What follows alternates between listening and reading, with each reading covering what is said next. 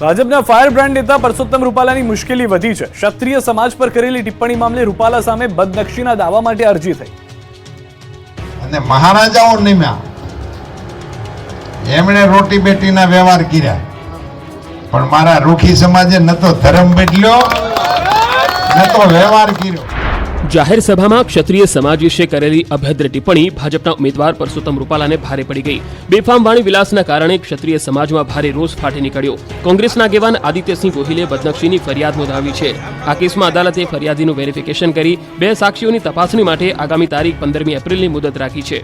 ભાજપના ઉમેદવાર સામે અદાલતમાં ફરિયાદ થતા રાજકીય ગરમાવો આવી ગયો છે। રૂપાલાના વિવાદિત નિવેદન મામલે ગાંધીનગર ચૂંટણી પંચે રાજકોટ ડેપ્યુટી મ્યુનિસિપલ કમિશનરને તપાસ સોંપી છે। જોકે ક્ષત્રિય આગેવાનો હવે સમાધાનના મૂડમાં આવી ગયા છે। ક્ષત્રિય મહિલા આગેવાનો આ મામલે કોઈ સમાધાન ન કરવાના પક્ષમાં દેખાય છે। તો ભાજપ પ્રદેશ પ્રમુખ CR પાટીલે જણાવ્યું કે ક્ષત્રિય આગેવાનો સાથે ચર્ચા થઈ છે, 1-2 દિવસમાં તેનો ઉકેલ આવી જશે। આ તરફ વધુ એક મહત્વના સમાચાર, પરસોત્તમ રૂપાલાની મુશ્કેલી વધી રહી છે। સુરેન્દ્રનગર બાદ અરવલ્લીમાં પણ લોકોએ વિરોધ સાથે સૂત્રોચ્ચાર કર્યા। ક્ષત્રિય સમાજ પર આપેલું એક નિવેદન હવે પરસોત્તમ રૂપાલાને ભારે પડી રહ્યું છે। ઠેર ઠેર રૂપાલાનો વિરોધ થઈ રહ્યો છે। ક્યાંક પુતળા સળગાવવામાં આવે છે તો ક્યાંક રેલીઓ કાઢી આવેદનપત્ર અપાય છે। સુરેન્દ્રનગરમાં પુતળા દહનને લઈ સમાજના 10 થી વધુ લોકો સામે ફરિયાદ નોંધાઈ। જાહેરનામા ભંગની ફરિયાદને લઈ સમાજમાં ભારે રોષ જોવા મળ્યો। ક્ષત્રિય સમાજના કેટલાક લોકો દ્વારા જીનતાન રોડ પર પુતળું સળગાવી રોષ ઠાલવવામાં આવ્યો, તો બીજી તરફ રૂપાલાના નિવેદન સામે વિરોધનો રેલો ઉત્તર ગુજરાત સુધી પહોંચે છે। અરવલ્લીના મોડાસામાં પરસોત્તમ રૂપાલા સામે ઉગ્ર વિરોધ કરાયો। રાજપૂત સમાજના આગેવાને સૂત્રોચ્ચાર કરી વિરોધ પ્રદર્શન કર્યું અને રૂપાલાની ટિકિટ રદ કરવાની માંગ કરી। સાથે જ ટિકિટ રદ નહીં થાય તો ચૂંટણી બહિષ્કારની પણ ચીમકી ઉચ્ચારી। ક્ષત્રિય સમાજના ભારે રોષનો સામનો કરી રહેલા પરસોત્તમ રૂપાલાની સુરક્ષામાં વધારો કરાયો છે। લોકસભાની રાજકોટ બેઠક પર ભાજપના ઉમેદવાર પરસોત્તમ રૂપાલાના વિવાદાસ્પદ નિવેદનથી રાજ્યભરમાં ક્ષત્રિય સમાજમાં રોષ ફેલાયો છે। ઠેર ઠેર રૂપાલાનો વિરોધ થઈ રહ્યો છે, ત્યારે આઈબીના રિપોર્ટ બાદ રૂપાલાની સુરક્ષામાં વધારો કરવામાં આવ્યો છે। રાજકોટમાં પરસોત્તમ રૂપાલાના ઘરે અને તેમના ભાજપ કાર્યાલયે પોલીસ દ્વારા બંદોબસ્ત ગોઠવવામાં આવ્યો છે, તેમજ ખાનગી બાઉન્સર અને સુરક્ષા કર્મીઓ પણ ગોઠવવામાં આવ્યા છે।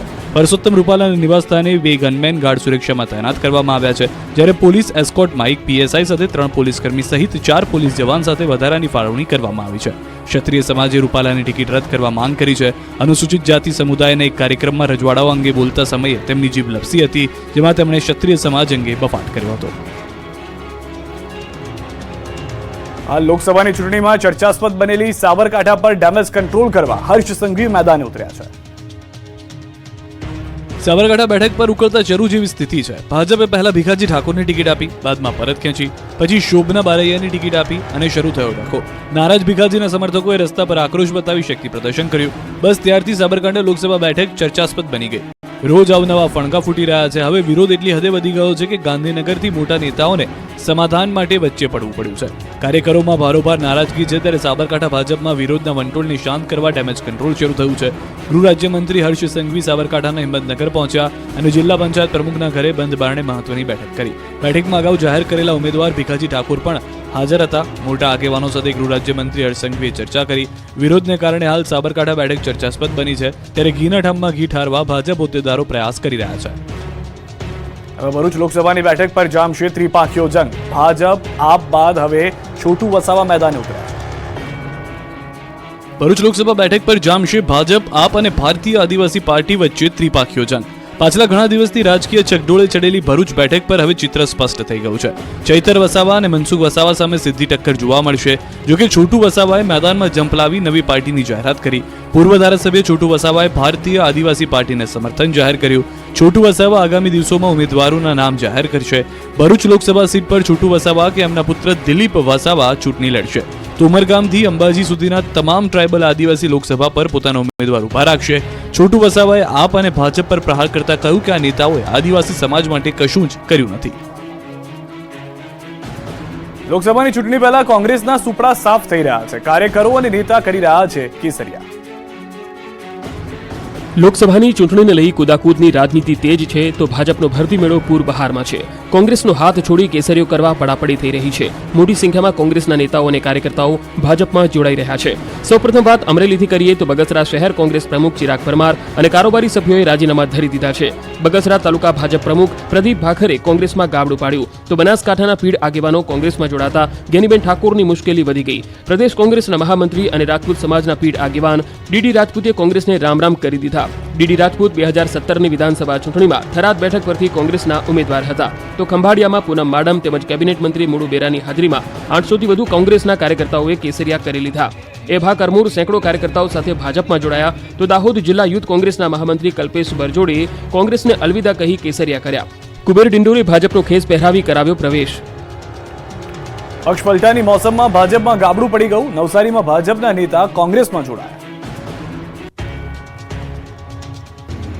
કોંગ્રેસને તોડવામાં ભાજપ ખુદ એના ભારે તૂટી ગયું. આજ ભાજપ એના ભારે તૂટી ગયું. કમલમની કાર્યાલયે આખા ગુજરાતમાં જ્યાં જોવો ત્યાં કકળાટ છે. એક તરફ ચૂંટણીના બ્યુગલ વાગી ગયા છે તો બીજી તરફ પક્ષ પલટાની સાથે ભાજપ કોંગ્રેસમાં કકડાટ પણ વધી ગયો છે. કોંગ્રેસનો સાથ છોડી કેસરિયા થઈ રહ્યા છે તો નવસારીમાં જિલ્લા પંચાયતના સભ્યએ ભાજપનો સાથ છોડ્યો. કુકરી બેઠકના સભ્ય પ્રકાશ પટેલે કોંગ્રેસનો હાથ પકડ્યો છે. ગુરુવારે ભાજપે પ્રકાશ પટેલને પક્ષ વિરોધી વાણીવિલાસ કરવા કારણદર્શક નોટિસ આપી. પ્રકાશ પટેલે કોંગ્રેસ ઉમેદવાર આનંદ પટેલની ઉપસ્થિતિમાં કોંગ્રેસમાં જોડાયા. આ બધા વચ્ચે અમરેલી કોંગ્રેસના નેતા પરેશ ધાનાણીએ મજા લીધી. પરેશ ધાનાણીએ ભાજપને ટોણો મારતા કહ્યું કે જેને અમે નથી સાચવી શક્યા એ તમારાથી થોડા સચવાશે. હું ભાજપવાળાને કેદુનો કહેતો હતો કે હખણા રહેજો. જોકે કોંગ્રેસના આયાતી ઉમેદવારોને સીધી ટિકિટ મળી જતા શરૂ થયેલા ગણગણાટ પર પરેશ ધાનાણીએ ચૂટકી લીધી. હું કેદુનો કહેતો હતો આ ભાજપ વાળાને હખણા રહ્યો. અમે નો હાચવી ગયા હોય તમારથી થોડા હાચવાય.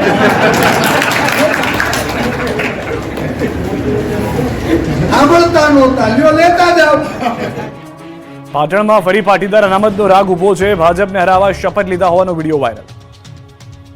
આજ આપણે સ્વાગત ખાઈ જવાનું તો એક પાટીદાર 100 વોટમાં પરિવર્તન કરે. બોલો મા ઉભા ખોડલની સ્વાગત ખાઈ વિચાર કરો ભાઈ. 2015 પાટણમાં પાટીદારોએ શક્તિ પ્રદર્શન કર્યું છે. પાટીદાર અનામત આંદોલનનો મુદ્દો ફરી એકવાર લોકસભા ચૂંટણી પહેલા ગુંજતો થયો છે.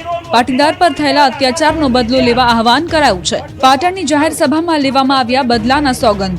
સોશિયલ મીડિયા પર આ વિડીયો વાયરલ થયો છે જેમાં સ્પષ્ટ જોઈ શકાય છે કે જાહેર સભામાં પાટીદારોએ કોંગ્રેસને મત આપવા સોગંદ લીધા છે. પાટીદારોએ સદારામ, માઉમિયા તેમજ ખોડલમાંના લીધા સોગંદ.